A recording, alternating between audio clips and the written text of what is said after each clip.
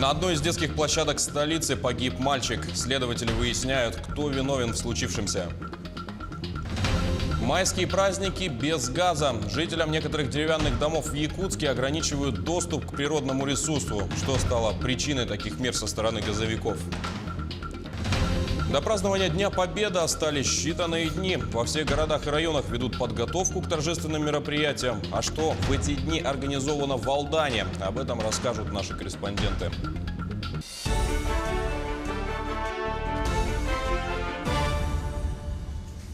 Это новости в прямом эфире на Якутия-24. С вами Василий Радченко. Здравствуйте. В авиакомпании «Якутия» усилили контроль технического состояния самолетов «Сухой Суперджет-100». Проанализировано текущее техническое состояние воздушных судов. На особый контроль взяли выполнение технического обслуживания. Сегодня эксплуатируются два таких воздушных судна. Рейсы на этих типов самолетов выполняются по расписанию. Напомню, что накануне 5 мая самолет «Сухой Суперджет-100» авиакомпании «Аэрофлот», следовавший из Москвы в Мурманск, после 28 минут полета экстренно вернулся в аэропорт Шереметьево и совершил жесткую посадку.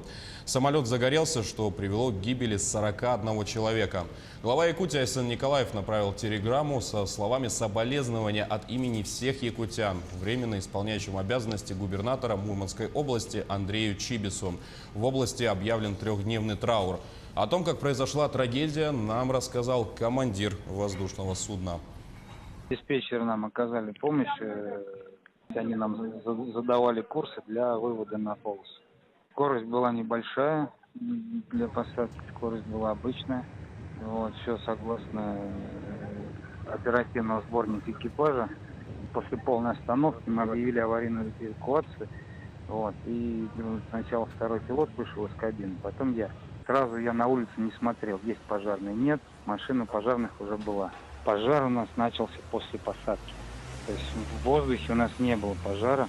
Из-за молнии у нас произошла потеря радиосвязи. Сгорание случилось после приземления. Яркая вспышка, хлопок, переход самолета в аварийный режим управления. И потеря радиосвязи кратковременная, которую потом удалось восстановить. Пожар после посадки, я так понимаю, приземление. Причина, наверное, в этом. Баки полные, да, есть процедура у нас. Оперативный сборник экипажа, возврат на аэродром вылета, и есть процедура посадка с превышением посадочной массы. Две процедуры друг за другом приняли решение о посадке.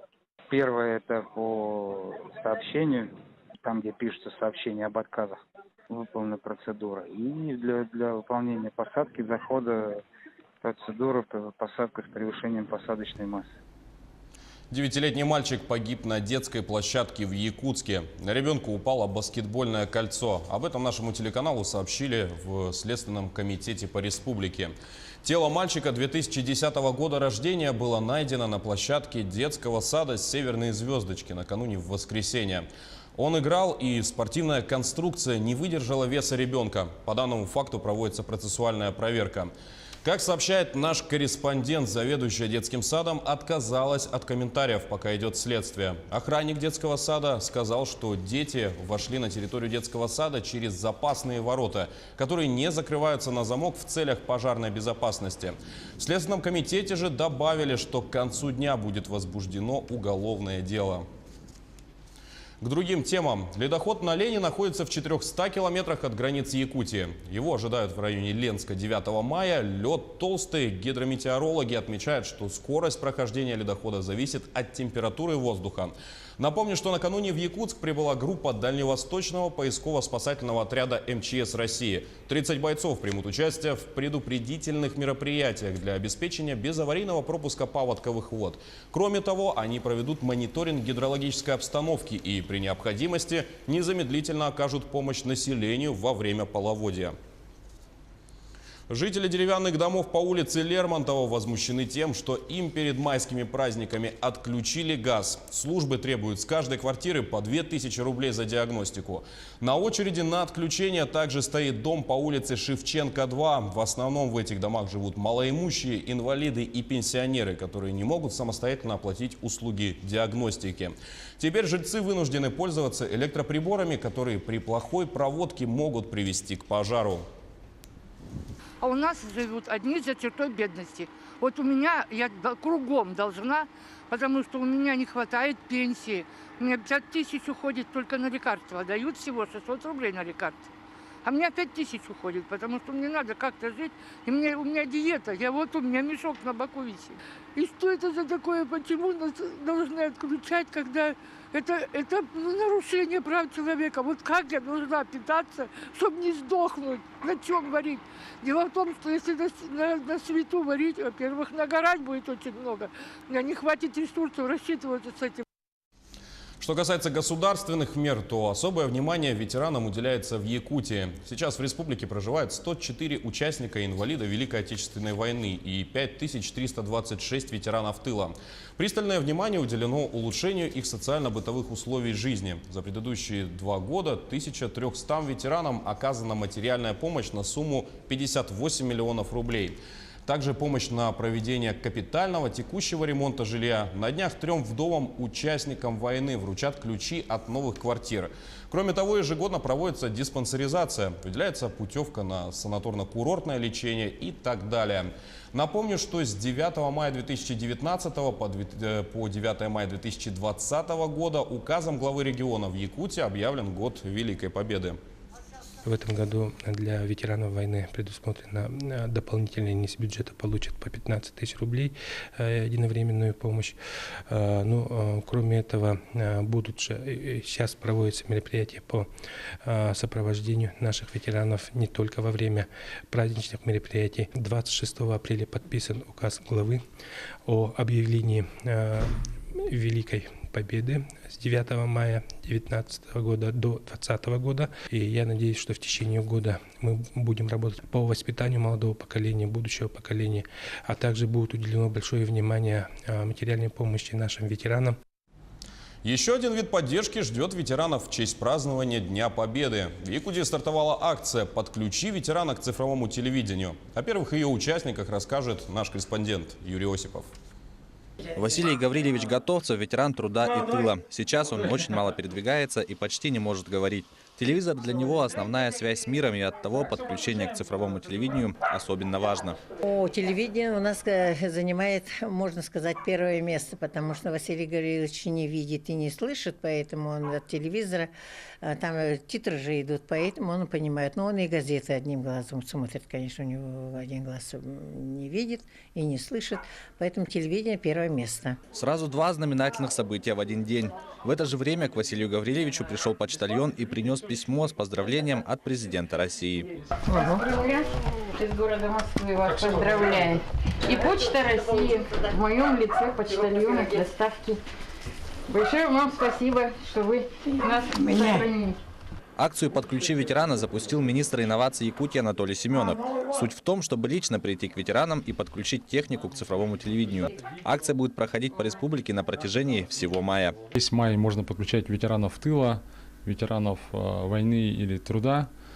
И я этот вызов бросаю министру образования Владимиру Анатольевичу Егорову, а также Алексею Михайловичу Иннокентьеву, главе Нюрбинского ВУЗа, и генеральному директору венчурной компании «Якутия» Василию Васильевичу Ефимову. Давайте подключим ветеранов, чтобы они смотрели свои любимые фильмы в цифровом формате. Акция приурочена не только к празднику Победы, но и к полному переходу якутского телевидения на цифровое вещание, которое начнется в июне этого года. Юрий Осипов, Павел Пахомов, Якутск. До празднования же Дня Победы осталось всего несколько дней. Сейчас во всех городах и районах ведут подготовку, приводят в порядок площади, организуют разные акции, встречи. А что проходит в эти дни в Алдане, расскажет наш корреспондент Татьяна Вахнина. Почему бывает война и трудной ли оказалась победа? Столь недетские вопросы воспитателям задают дошколята, разучивая стихи и песни военных лет. Выставки, концерты и акции памяти в преддверии Дня Победы проходят всюду. К обелиску дети возлагают красные гвоздики. Теме войны и победы посвящены занятия и классные часы. Гражданско-патриотическое воспитание в детских садах и школах ведется планомерно. Воспитатели много читают детям художественной литературы, беседуют, рассказывают, смотрят видеоматериалы имеющиеся, обсуждают фильмы, передачи увиденные, касающиеся Великой Отечественной войны и победы в ней.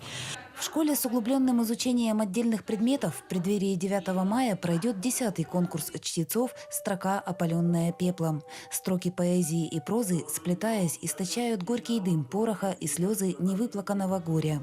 Традиционно победители определяются во множестве номинаций. Впрочем, конкурс преследует иную цель. Через образы, описание и изложение событий ребята познают глубину трагедии войны и величие подвига народа-победителя.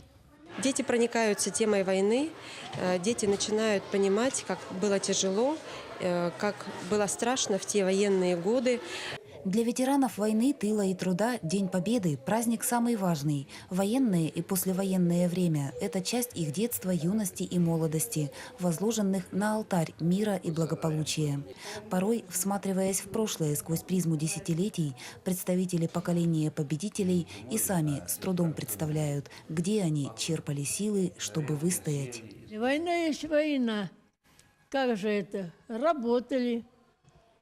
Вот и все наша была обязанность, чтобы работать, быть внимательным, там на производстве где-то что-то. В преддверии Дня Победы ветераны бережно достают ордена и медали.